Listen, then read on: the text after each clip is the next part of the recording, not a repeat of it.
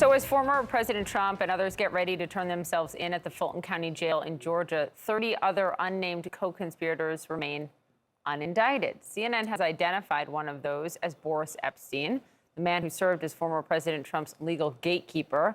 Epshteyn gave direction to lawyers and others who were charged for their efforts to overturn the 2020 election. And our John Miller explains why he may have avoided indictment for now. I'm happy to share all of the information about the overwhelming amount of fraud that happened in the 2020 election in Arizona, in Wisconsin, and Georgia and Pennsylvania. Boris Epshteyn, a key voice in Donald Trump's inner circle, falsely claiming that the 2020 election was stolen. Making America great again. A Russian-born former investment banker who serves as one of Donald Trump's closest advisors, he was prominent in the push to get around the Electoral College with a pro-Trump slate of what prosecutors say were fraudulent electors. Yes, I was part of the process to make sure there were alternate electors for when, as we hoped, the challenges to the seated electors would be heard and would be successful. When Trump lawyers, led by Rudy Giuliani, called a press conference to claim massive election fraud, Epshteyn was there with them. And Boris Epshteyn. And he was in court when Donald Trump was indicted in New York. But unlike many others who were directly involved in Trump's attempt to overturn the 2020 election, Epshteyn has not been charged with any crimes related to the scheme. He has, however, been identified by CNN as unindicted co-conspirator individual 3 in the Georgia indictment. Does that tell us anything about Boris Epshteyn? What it does tell us is that in the view of the prosecutor, the person they've labeled as co-conspirator was part of this crime, was in on it, and does have some potential criminal liability. The fact that Epshteyn was not charged has caused some in the Trump camp to wonder, is he cooperating against Donald Trump or others? He could certainly have flipped and could be providing testimony against other witnesses. Something to consider, though, is that we weren't in the grand jury room and we simply don't know what evidence they were provided, and they simply might not have evidence that that prosecutors know they could get into court to ultimately bring charges against him. Boris Epshteyn did not return an email we sent with a list of questions about this story. His attorney, Todd Blanche, who incidentally is also the criminal attorney for Donald Trump, answered our email with a no comment.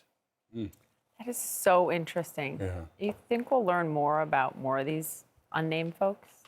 I think we will, but the thing that puts Boris Epshteyn kind of ahead of other unindicted co-conspirators is there are people who reported directly to him. An example is Mike Romans, who did field operations during the attempt to get people on this alternate electors ballot. That's right. Who were charged in the case, and people above him, Donald Trump.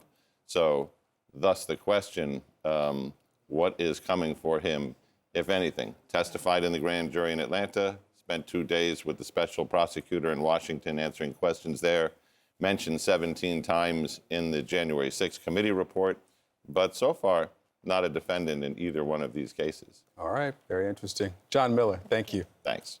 Former President Trump is set to head to Georgia to be arrested for the 4th time. And sources tell CNN he is planning to turn himself in tonight at the Fulton County Jail to face another round of felony charges. Trump and 18 co-defendants accused of engaging in a criminal enterprise to overturn his election loss in the state. Well, the deadline to surrender is noon Eastern tomorrow. Half of Trump's alleged co-conspirators have already turned themselves in. These are the mugshots, including Trump's longtime ally, Rudy Giuliani, who was once known as America's mayor, a former U.S. attorney who prosecuted mafia bosses. The sheriff says Giuliani was booked and fingerprinted at the jail just like everybody else. So we have full team coverage. Sarah Murray standing outside the Fulton County Jail. Caitlin Polance at the Fulton County Courthouse. Let's start with Kristen Holmes. She's in Bedminster, New Jersey. That's where Trump is now before he heads to Georgia. And you have some news just breaking on Trump's legal team there? That's right, Poppy. Trump, right ahead of this surrender, is replacing his top Georgia lawyer. Drew Findling had been handling most of Trump's legal activity in the state of Georgia. Now they have brought on a new Atlanta-based criminal defense attorney named Stephen Sadow. Now, we did have a statement from Sadow saying, "I've been retained to represent President Trump in the Fulton County, Georgia case. The president should never have been indicted. He is innocent of all the charges brought against him." Then Sadow continues in saying, "We look forward to the case being dismissed or if necessary, an unbiased, open-minded jury finding the president not guilty. This is a last-minute switch up here of his Georgia legal team just hours before he is set to go to that jail to surrender, to be processed. And it really goes to show that they are trying to take this seriously. We know that this is something that Donald Trump has been fixated on. This case in particular, these charges in particular, him talking about this publicly and privately. Now, I spoke to a number of Trump sources who said that this was not about Findling's behavior in any way. It was not about his performance. They also noted that Sadow is the best criminal defense attorney in Atlanta. But of course, this is still a breaking story, and we are trying to get all the details here of how this came to be. Well, thank you for the breaking news. Bring us more when you have it. Kristen Holmes. Joining us now, Sarah Murray outside the Fulton County Jail and Caitlin Polance outside the Fulton County Courthouse. Sarah, we'll start with you. Historic day, another one. What are you seeing outside the jail? It is a historic day, and this is going to be the first time that Donald Trump actually has to turn himself into a jail. In the past, we've seen him processed in these courthouse facilities. This is going to be different. We've already seen a couple of Trump supporters out here with flags this morning, but as the hour draws closer, as we get closer to this evening when Donald Trump is expected to appear, obviously there's going to be a lockdown at the jail. We're going to see more security around here. We're expecting that he's going to get the full security treatment, ferrying him from the airport to this jail where he will be processed. Now, again, for a normal defendant here at the Fulton County Jail, this is a process that could take hours and hours. That is, of course, not expected to be the case for the former president. Normal defendants are searched. They go through a medical screening. They are fingerprinted. They have a mugshot taken. It's not clear that Donald Trump is going to have to go through all of those steps. There are other high-profile defendants, for instance, who don't get searched. And even though the sheriff here has said all of the defendants in this case are going to be treated the same, they're going to get a mugshot, they're going to be fingerprinted, Trump has not had a mugshot in any of his 3 previous arrests. So we're, of course, waiting to see if that's actually how this plays out here today, guys.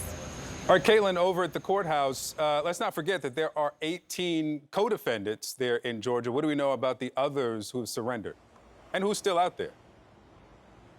A lot of people.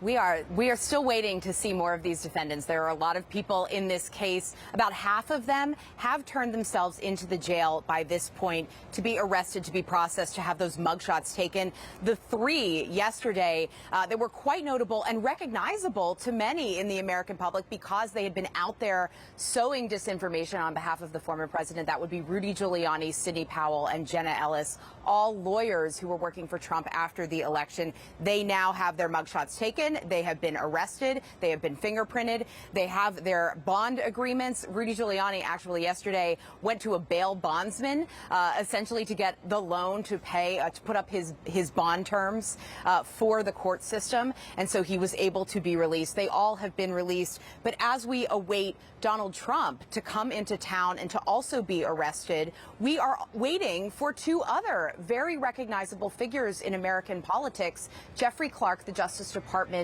official who had been wanting to, or had been considered by Donald Trump to become the Attorney General to try and overturn the Georgia vote, the popular vote after the election. He has not had his bond terms released. If he has had them negotiated, he's not been arrested yet. Mark Meadows, the chief of staff from the White House, nor has he. And with these 2 men, they were trying to hold off their arrest. And a judge yesterday came in and said, no, that's not going to be possible. Your date, your deadline to surrender is noon on Friday. So we're waiting to see what happens with those 2 figures. Caitlin Polance at the courthouse, Sarah Murray at the jail. Thank you both.